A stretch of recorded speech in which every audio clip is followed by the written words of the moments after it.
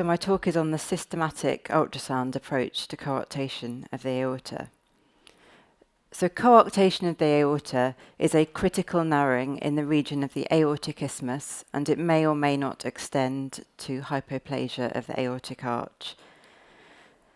It can be associated with other forms of congenital heart disease, and I won't really be discussing those in this talk. I'll be focusing on fetuses with isolated coarctation of the aorta.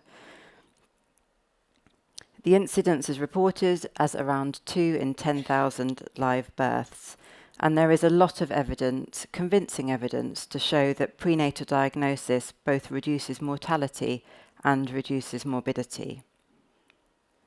However, it is a difficult diagnosis to make prenatally. On studies where there is a good screening program, but where only the 4-chamber view up to the 3-vessel view is used, only a third of cases of coarctation were picked up prenatally. And one of the reasons that it's maybe difficult to pick up coarctation of the aorta prenatally is due to patency of the arterial duct, which can skew the images and also mean that there are no hemodynamic effects prenatally. The key prenatal ultrasound features of coarctation of the aorta are asymmetry between the right and left heart structures, and that's seen in all the screening views of the fetal heart. And I'll talk you through those over the subsequent slides. So here we can see on the left-hand panel that there is asymmetry of the 4-chamber view. We can see this is the left side of the heart and the right side of the heart. We can see that the left atrium and the left ventricle are smaller than their counterparts on the right side, and it's particularly noticeable that the width of the left atrium is narrower than the width of the right atrium. The mitral valve annulus is narrower than the tricuspid valve annulus, but the left ventricle reaches the apex of the heart, and we can see the myocardium contracting well in the setting of coarctation of the aorta prenatally. Here is another fetus that went on to have coarctation of the aorta after birth, and again we can appreciate this asymmetry of the 4-chamber view with a narrow left atrium, a slender mitral valve which we can see opening nicely, and an apex-forming left ventricle, but that is narrower than the right ventricle. It's also important to assess pulmonary venous drainage when we see asymmetry on the 4-chamber view, because if the pulmonary veins are not coming back to the left atrium and are coming back circuitously to the right side of the heart, you will see volume loading of the right side of the heart. When we see this small mitral valve, we must establish that there is forward flow across the mitral valve, and we can do that with the application of colour flow Doppler, and also using spectral Doppler. And what we would usually expect to see in the setting of coarctation of the aorta is a normal biphasic mitral valve inflow pattern.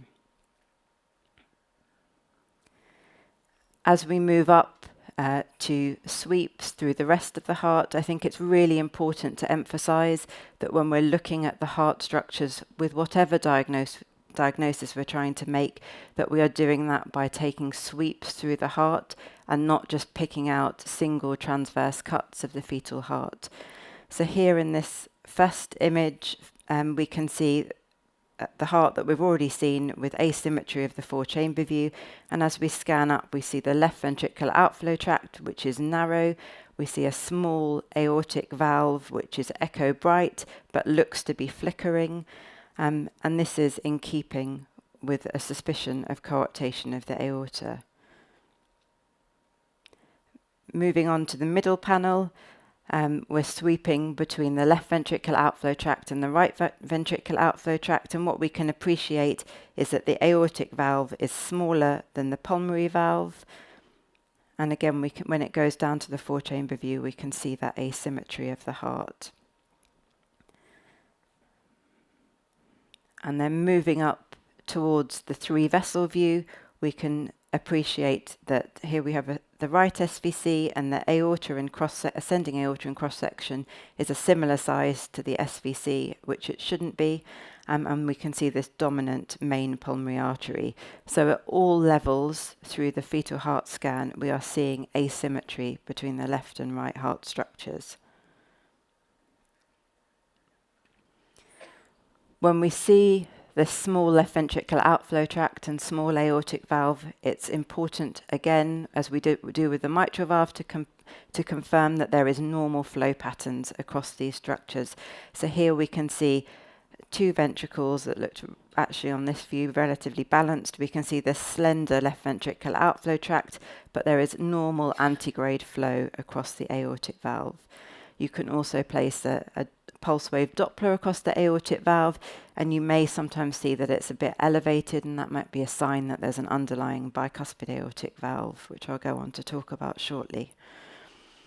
So moving up to the three vessel and tracheal view, here we can see on this sweep the pulmonary valve, main pulmonary artery, and then continuing to the duct, we see the ascending aorta, but we really lose it as it tries to form the transverse arch, and it's very difficult to appreciate the transverse aortic arch on this 2D picture.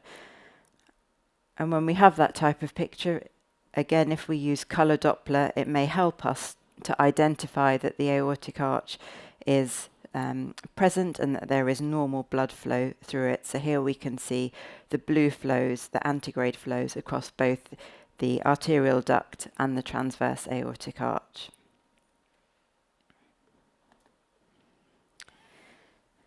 Previously, we've relied upon the subjective assessments of the valves, ventricles, and outflow tracts in order to build a picture of making a diagnosis. However, most fetal medicine specialists and fetal cardiologists now measure these structures and Z-score them against reference ranges. We have published our own reference ranges from a set of over 7,000 prospectively scanned normal fetuses at King's College Hospital, and there are 4 measurements that we've focused on in our reference ranges, and they are the aortic valve, the pulmonary valve, and what we refer to as the distal transverse aortic arch. So it's on the 3-vessel and tracheal view, and we measure the most distal part of the transverse aortic arch, and also the arterial duct. There are, within our own ultrasound systems, and we use Canon systems, they have integrated our own Z-scores into the ultrasound cart. So when we perform a labeled live measurement, we will have the Z-score appearing on the screen, and that's very helpful for us if we're seeing and assessing a patient with asymmetry, that we can, at the time of the scan, decide whether this is an aorta that's small for gestational age or whether it's an aorta that's normal for gestational age in the setting of cardiac asymmetry. It's important to say that there are a few different reference ranges that people use with regards to the fetal heart, and really the key thing is whichever reference range you use, that you're familiar with the methodology in terms of the site of which structure you're measuring and also the timing of the cardiac cycle to ensure that you have the most accurate measurements.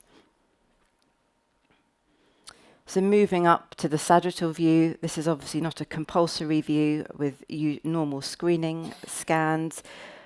Here on this panel we can see a beautiful normal aortic arch, and it forms this umbrella handle, or candy cane as some people like to call it, from the other side of the Atlantic, shape in the upper mediastinum, and we can appreciate the head and neck arteries arising from it. This is in contrast to the second panel, and what we can see in this patient who went on to have coarctation of the aorta after birth. We see the pulmonary valve, main pulmonary artery, the arterial duct. The red arrow is just pointing out the very diminutive aortic isthmus, and it's very difficult to see on the 2D pictures where the actual transverse arch is, and with the addition of colour flow, and you can see that we've had to turn the scale down to really establish the colour patterns in the aortic arch, and we can have develop these images. And what we often see in the setting of coarctation of the aorta is where the aortic isthmus inserts almost vertically into the arterial duct rather than continuing as this smooth curve like in the normal arch into the descending aorta. These sagittal pictures are often helpful for us as fetal cardiologists because we can establish that, particularly if there was an outflow tract, a perimembranous VSD, and if we couldn't really see the arch very clearly, we can establish that there's continuity of the arch and exclude interruption of the aortic arch. People have shown that in the setting of cardiac asymmetry, if there is a coarctation shelf, so this pattern of the aortic isthmus insertion, or if there's a diastolic tail in the aortic isthmus, that may increase your predictability of coarctation of the aorta. I think it's important also to say that whilst people do look for coarctation shelves and they do look for diastolic tails in the aortic isthmus, those features aren't seen in all fetuses that go on to have coarctation of the aorta after birth. So it's important to build a full picture when you're scanning the fetal heart. A feature that was first described in the 1990s by my senior colleagues, Professor Gerlin Charland and Professor Lindsay Allen, was that in fetuses that go on to have coarctation of the aorta after birth, they're more likely to have reversed flow across the foramen ovale. That's not exclusive to fetuses that have coarctation after birth. We sometimes see reversed flow and they don't have coarctation after birth, but it's just another feature that you can look at on your prenatal ultrasound scans to build a picture of that fetus.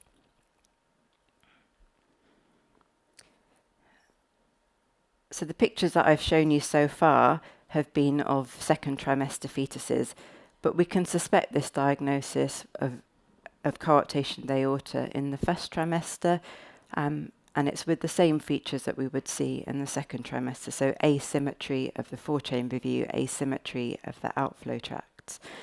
In this picture, we often use colour Doppler to help us look at the outflow tracts in the first trimester. We can see a prominent pulmonary artery, and as we scan up, the aorta is much smaller and more superior to it. And then when we turn the probe to look at it on a sagittal view, we can see the arterial duct as the dominant structure here, and the smaller aortic arch again inserting a bit as if it's entering into the arterial duct rather than continuing around to the descending aorta. However, with first trimester screening, it's often a very challenging time to be looking at the fetal heart. As fetal cardiologists, we use the transabdominal approach, and so we are hampered by other factors such as maternal raised BMI. A tool that Canon have on their cart is superb microvascular imaging, or SMI, and we find that really helpful in our practice to help confirm and establish the fetal heart structures in the first trimester. This is an example of a fetus at 14 weeks, and what we can see, so this is the left ventricle and this is the right ventricle, and we can straight away establish that there is a degree of asymmetry on the four-chamber view.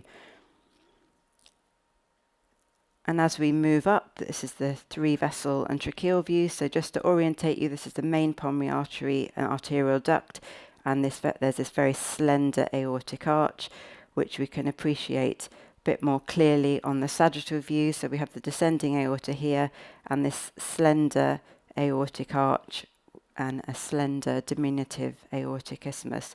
So there are other tools that we can use if we're struggling with looking at first trimester hearts. And again, with coarctation, we're looking for asymmetry between the left and right heart structures. So what other associated findings might we see with coarctation of the aorta? VSDs can be seen relatively commonly. Here we see a patient with a very large VSD. You'll also may note that the aorta is overriding, but this patient went on to have a coarctation repair and VSD closure after birth.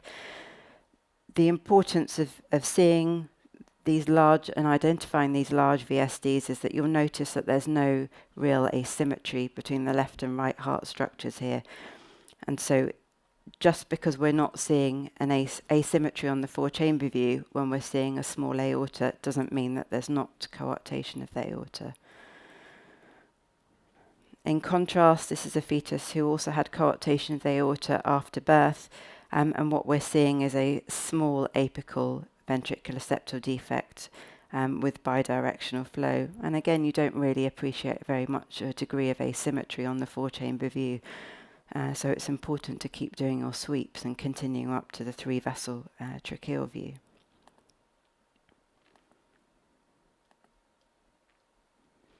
Other associated findings that we may see is a bilateral superior vena cava.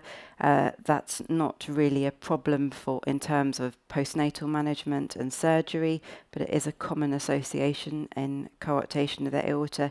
We'll first catch sight of it on the four-chamber view, where we see the dilated coronary sinus, this ring sitting above the mitral valve, and then as you scan up to the three-vessel and tracheal view, you'll appreciate that there's a dot either side on the three-vessel and tracheal view, so we have the right SVC and the left SVC. This middle panel is a short axis of the heart looking at the aortic valve, which is sitting in the middle here, and this is showing that there is a single commissure through the middle of the valve. So this is what we call a bicuspid aortic valve. And we see it in around 50% of cases who have confirmed coarctation after birth. Bicuspid aortic valve may exist as just a morphological finding in the fetus, and there may not be any degree of aortic stenosis or aortic regurgitation in utero. The other left heart structure to look at when we're suspecting coarctation of the aorta is the mitral valve.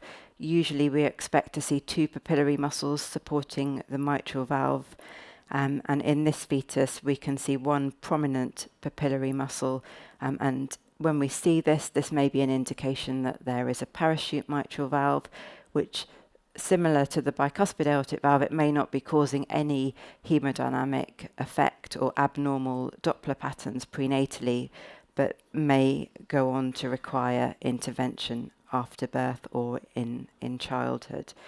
So these are important things that you may see coexisting with coarctation of the aorta. So when we're making a diagnosis of congenital heart disease in the fetus, we're usually quite confident in our diagnosis based on what we see and the assessments that we make through the fetal heart.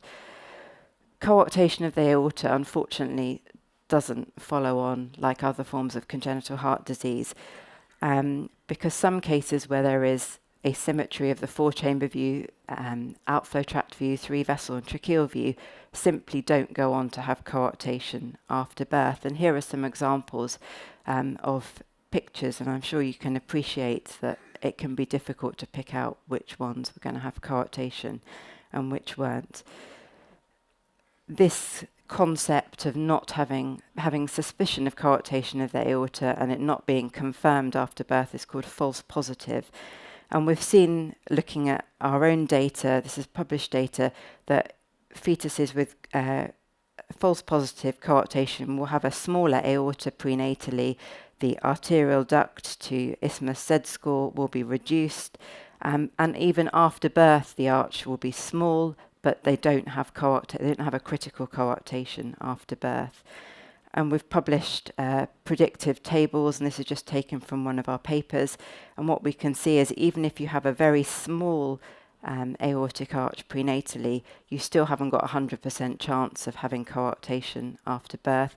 And similarly, if you have a arch with a Z-score of -2 before birth, with a similar Z-score of the arterial duct, you still haven't got a 0% chance of having coarctation after birth. Oh, sorry.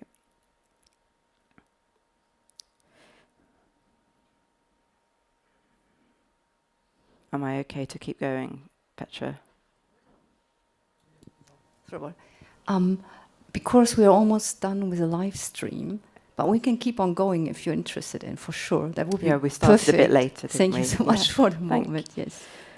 So what are the reasons why we may have a false positive for coarctation after birth? So one is the presence of an aneurysmal atrial septum. So here we can see the atrial septum billowing into the left atrium. It may affect flow patterns through the left heart and give us the appearance of asymmetry of the heart structures. The other things that we may see is where there is a small foramen ovale which is restrictive, and that leads to volume loading of the right side of the heart. Something that we start to see more commonly as people are doing more growth scans and referring patients is asymmetry in the context of fetal growth restriction. We may see this diastolic flow reversal pattern in the aortic arch, which we can confirm with spectral Doppler. I think the important take-home message from that is that coarctation and fetal growth restriction can coexist, so we shouldn't just attribute the findings to one diagnosis. And there are lots of other reasons why we might have a false positive diagnosis of coarctation of the aorta, so genetic syndromes, anomalous pulmonary veins, diaphragmatic hernia. We've also seen in our own series that in the false positive coarctation group that 30% of cases had a bicuspid aortic valve, so they have had some pathology. So where might we be seeing things going for the future? So in our units, the team have developed fetal cardiac MRI, and this is 3D motion-corrected fetal cardiac MRI, and you can really appreciate what insights we can get into the aortic arch, particularly with this methodology, and combining this with our echo findings, I think we'll be able to be more predictive of coarctation after birth.